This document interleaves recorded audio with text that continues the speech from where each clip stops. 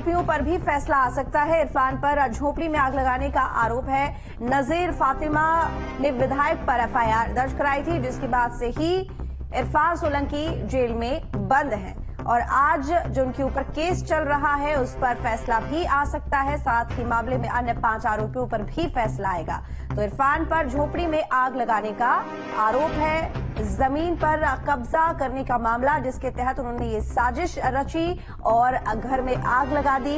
इस तरह के तमाम आरोप उनके ऊपर लगे हुए हैं और इसी मामले में वो जेल में बंद है। आज इस पूरे मामले को लेकर फैसला आ सकता है। नजीर फातिमा जिन्होंने विधायक पर एफआईआर दर्ज कराई थी, यानी कि इरफान सोलंकी पर ये एफआईआर दर्ज कराई थी, उसके बाद से ही इरफान सोलंकी पर ये केस चल रहा है। तो कानपुर से ये बड़ी खबर है। इरफान सोलंकी के लिए बेहद अहम दिन है आज, और आज उन्हें केस में फैसला आ सकता है, जिसका इंतजार वो काफी वक्त से कर रहे होंगे, क्योंकि मामला काफी वक्त से चल रहा है। उनके ऊपर ये मामला है कि उन्होंने एक औरत को परेशान किया जमीन कब्जाने की मंशा से। इसके साथ ही घर में आग भी लगा दी जब वो महिला घर में मौजूद नहीं थी, और साथ में अन्य 5 आरोपी और भी हैं जिनके ऊपर ये केस चल रहा है, और सभी पर आज ये फैसला आ सकता है। इरफान पर झोपड़ी में आग लगाने का ये आरोप, जिसको लेकर ये फैसला आ जाएगा। साथ ही आपको बता दें कि नजीर फातिमा ने विधायक पर केस दर्ज कराया था। शाम हमारे साथ जुड़े हैं ज्यादा जानकारी के साथ में। शाम, आज इरफान सोलंकी पर जो केस चल रहा है उस पर फैसला आएगा। क्या जो फैसला है जिसको लेकर वो भी इंतजार कर रहे होंगे, जाहिर है कि जो उनके समर्थक है वो भी इंतजार कर रहे हैं, दुआ पड़ी जा रही है कि जो फैसला है वो उनके हक में आए, लेकिन क्या तस्वीर दिखाई दे रही है?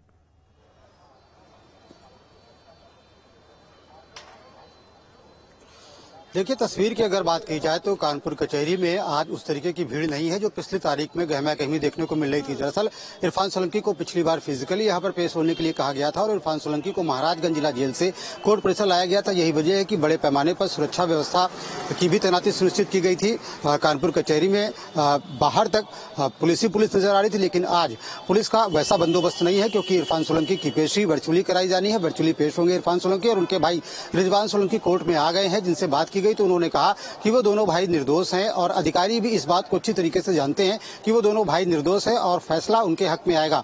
अगर इस पूरे मामले की बात की जाए तो आपको बता दें कि पिछले साल एक महिला ने आरोप लगाया था कि उसके घर पर इरफान सोलंकी ने अपने भाई रिजवान सोलंकी और कई अन्य साथियों के साथ मिलकर के उसकी प्लाट में जो झोपड़ी बनी हुई है उस पर आग लगा दी थी। इसके पक्ष में उसने कई गवाह भी पेश किए थे, और बाद में जब मामला ट्रायल पर गया तो जो अभियोजन पक्ष है उसने इस मामले में 18 गवाह कोर्ट में पेश किए। वहीं बचाव पक्ष की तरफ से 3 गवाह पेश किए गए। बचाव पक्ष की तरफ से एक गवाह जो पेश किया गया था वो पक्षद्रोही हो गया, यानी कि बचाव पक्ष इरफान के अगेंस्ट में ही उसने बयान दे दिया। तो ऐसे में जो अभियोजन पक्ष है वो ये मान के चल रहा है कि उनका जो केस है वो काफी पुख्ता है और इस मामले में इरफान को सजा हो सकती है। वहीं बचाव पक्ष की अपनी दलीलें हैं। उनका कहना यह है कि जो सीडीआर कोर्ट में दाखिल की गई थी उस सीडीआर से ये स्पष्ट हो गया है कि इरफान सोलंकी और रिजवान सोलंकी की लोकेशन मौके पर नहीं थी। लेकिन देखना ये होगा कि जब फैसला आता है तो फैसला किस तरीके का होता है, क्योंकि जो धाराएं हैं इस मामले में बेहद गंभीर धाराएं हैं और इन धाराओं में बड़ी सजा हो सकती है। तो ऐसे में आज का दिन इरफान सोलंकी के लिए काफी अहम हो जाता है, क्योंकि अगर 2 साल से अधिक की सजा होती है तो उनकी विधायकी भी चली जाएगी।